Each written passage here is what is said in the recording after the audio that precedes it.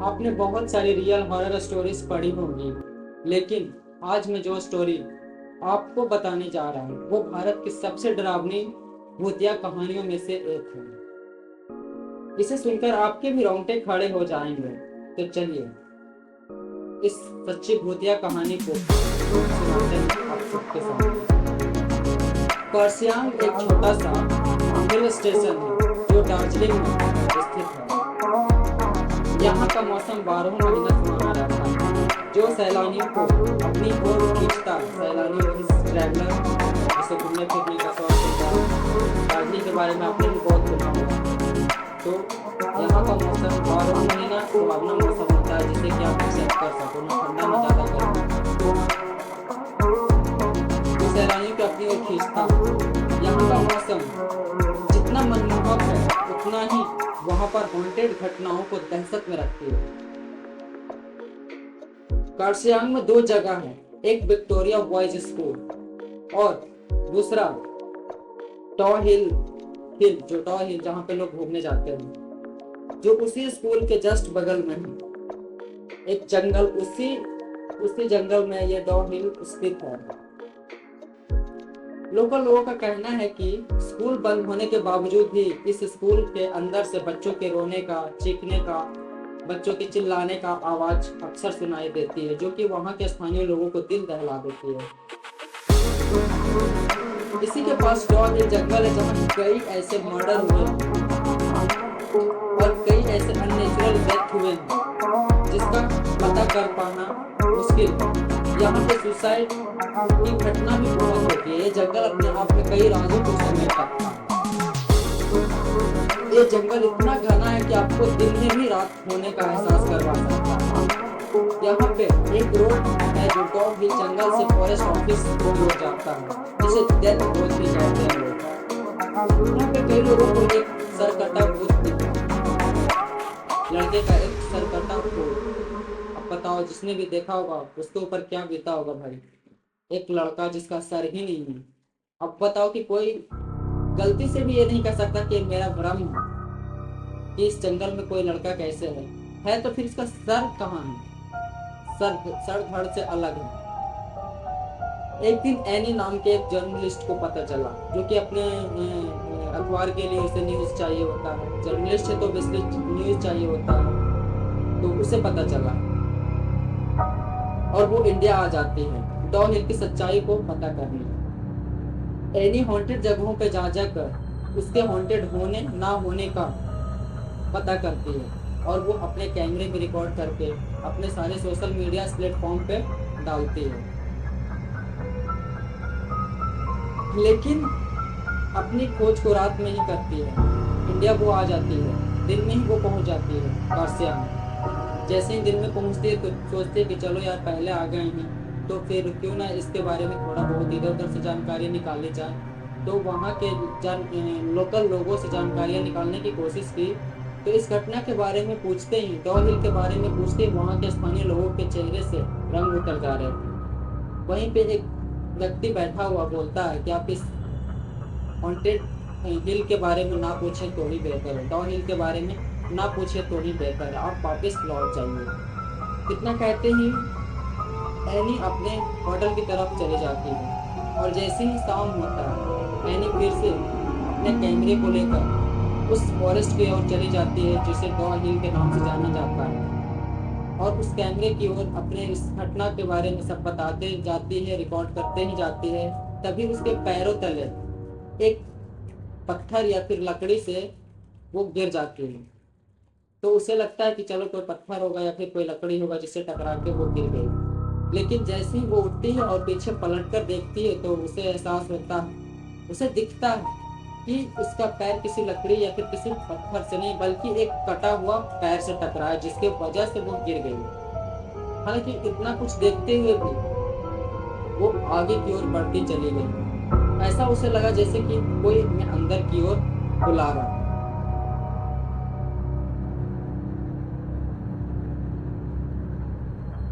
Any इतना तो समझ गई थी कि टॉ हिल को हॉन्टेड होने का टैग अब तक हमें मिल चुका है। वो सच है, अब एनी को डर लगने लगा था, लेकिन उसकी छानबीन अभी भी पूरी हुई नहीं क्योंकि अभी तो सिर्फ उसके पैरों से एक पैर का टकराव हुआ और वो पूरा तह तक जाने की कोशिश में आई है उतना दूर से इस किल के बारे में जानकारी लेने के लिए, और वो अपने सोशल मीडिया प्लेटफॉर्म पे अपलोड करेगी इस घटना को। कैसे कैसे करके एनी हिम्मत जुटाती रही और वो डेथ रोड की ओर आगे बढ़ती रही। अचानक से एनी के सामने एक बूढ़ी औरत रोड क्रॉस करके जंगल में चली गई। एनी अभी भी चुपचाप बिना कोई आवाज किए उस औरत के पीछे चलने लगी। वो सब अपने कैमरे में कैद कर रही थी। चलते चलते उसे ऐसा एहसास हो रहा था कि उसके पीछे कोई है। अचानक उसकी अचानक अचानक उसकी कानों में आवाज आई, एनी वापस चली जाओ। जैसा कि वो बताया था इंसान कि वहां जाइएगा मत, क्योंकि वहां पे जाने के बाद वहां जो घटनाएं होंगी उनसे आप बहुत भयभीत हो जाएंगे, आपको बहुत डर लगेगा। हो सके तो वो लोग आपको लौट के आने भी ना दे, आपकी हत्या वहीं कर दे, क्योंकि वो बहुत बुरी जगह है। लेकिन ये तो ठहरी जर्नलिस्ट, इसे तो जानकारी निकालनी थी। वो चलती रही, कैसे कैसे हिम्मत जुटाकर चलती गई। पीछे से जो आवाज उसे दे रही थी बुढ़िया, उसकी आवाज को इग्नोर करते हुए चलती रही आगे की ओर। थोड़ी दूर जाकर जब वो वापस मुड़ी तो उसने देखा जंगल में घने पेड़ों के बीच दो लाल आंखें उसे अजीब तरह से घूर के देखी जा रही है। सिर्फ दो आंखें, अब बताओ, ना कोई सर, ना कोई थन, ना कोई फेस, सिर्फ दो आंखें, वो भी लाल, उसे बार बार घूरी जा रही है। ये देखकर एनी जोर से चिल्लाई, भागने लगी। भागते भागते उसकी कानों में अजीब सी आवाजें गूंजने लगी। कभी किसी को रोने की आवाज, तो कभी किसी के हंसने की आवाज। किसी तरह एनी उस डेथ रोड से बाहर निकल आई और होटल चली गई। इसी तरह से तो वो वहां से जान बचाकर भाग गई। तो उसे तो पता उसी वक्त चल गया था कि यहाँ हॉन्टेड होने का टैग हमें मिल गया, जो कि अब तक वो सुनी आई थी जब उसका शुरू में किसी पैर से पैर का टकराव हुआ। लेकिन यहाँ पे जैसे जैसे वो बढ़ती गई वैसे वैसे इंसिडेंट घटता गया, उसके साथ घटनाएं घटती गई और वो अपने कैमरे में रिकॉर्ड करती गई, क्योंकि वो सोशल मीडिया पे अपलोड करती थी। इसी तरह से एनी डेथ रोड से बाहर निकल आई और होटल चली गई। इतना सब कुछ होने के बाद भी एनी को इस बात की तसल्ली थी, उसने सब कुछ अपने कैमरे में कैद कर लिया।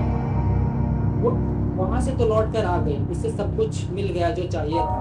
उसे जो तलाश थी वो तो उसे हासिल हो गया। अब उसे मन में ठंडक सी पहुंची कि चलो मेरी जान भी बच गई और मुझे जो चाहिए था वो प्रूफ भी मिल गया है डॉ हिल के बारे में, जो अब तक वो सुनी थी। उसी रात एनी अपने कैमरे को टेबल पर रखकर सो गई।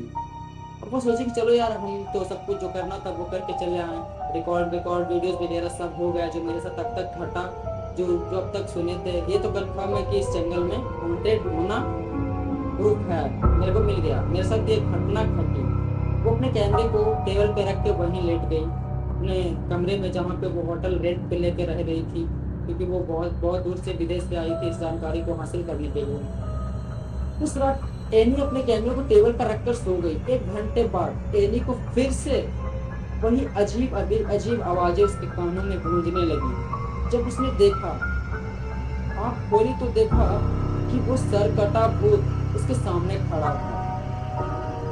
अभी भी उसका पीछा वो छोड़ नहीं रहा है। उसके होटल तक वो सरकटा भूत आ ही गया, जिसके बारे में उसको बताया था पहले ही इंसान ने, जब वो इन्वेस्टिगेशन कर रही थी जंगल में जाने के पहले। उसके सामने जब वो आँख खोली तो देख रही उसके सामने एक सरकटा भूत अभी भी उसके साथ होटल में आ गया, उसको फॉलो करते करते। और उसने देखा कि उसका कैमरा जो रिकॉर्ड करके लाई थी, वो कैमरा उस भूत के हाथ में, सरकटे के हाथ में है। देखते ही कैमरे में आग लग गई और एनी के सामने ही कैमरा जल के राख हो गया।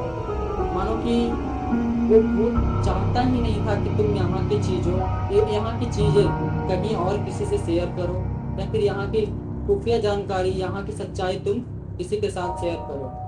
वो जंगल से एनी के होटल रूम तक आ गया और उसका कैमरा जला दिया। बिकॉज इस भूत को ये मंजूर नहीं कि तुम हमारे जंगल के बारे में किसी को कुछ सच्चाई बताओ। ठीक है चलो तुम्हें छोड़ दिए, तुम्हारी जान बच गई, ये अलग बात है, मगर हमारे इस रहस्य के बारे में तुम किसी के ना बताओ तो बेहतर। इसलिए उसने क्या किया कि चलो तुम्हें तो छोड़ देते हैं, बाकी ये तुम्हारा जो ये प्रूफ तुम मेरे अगेंस्ट ले जा रही हो, मेरे जंगल के खिलाफ, जो तुम लोगों को बताने वाली हो, इससे तुम ना बता पाओ, इसलिए उसका कैमरा ही जला देता है। सुबह होटल वालों ने उसे उठाया। इतना सब कुछ देखकर एनी बेहोश हो गई थी। ऑब्वियसली भाई किसी को भी ऐसा ऐसा किसी के भी साथ ऐसा घटना होगा तो वो बेहोश हो ही जाएगा, या फिर आप रहो या फिर हम रहे, वो भी भूत वाली बात है। सुबह उठते ही उसके होटल वालों ने उसे उठाया। बताओ, उसके होटल के मैनेजर्स उठाएंगे, स्टाफ उठाएंगे कि भाई अभी तक एक स्टाफ आई है जो फॉरेन कंट्री से आई है, वो अभी तक बाहर नहीं निकली है, क्या हुआ कैसे हुआ, चलो देखते हैं। तो देखते हैं वहाँ के स्थानीय लोग, होटल के मैनेजमेंट वाले लोग, कि ये तो लेटी पड़ी हुई है, सुबह से बेहोश पड़ी हुई है। सुबह होते ही होटल वालों ने उसे उठा लिया। जब वो होटल वालों की पूरी बात बताई, सबने उस पर विश्वास कर लिया। ऑब्वियसली कोई भी करेगा, बिकॉज ये फेमस है कि ये जगह हॉन्टेड है। दिन में जितना एंजॉय करो, दिन के लिए सुहावना है, बट रात के लिए अक्सर ये सब सारी जगहों पर बहुत बड़ा खतरा होता है, बहुत बड़ा रिस्क होता है। इंसानों से बढ़ के ज़्यादा भूत प्रेत आत्माओं से होती है। विश्वास कर रहे, जब ये बातें उसने सोशल मीडिया पर बताई तो किसी किसी ने उस पर विश्वास किया भी।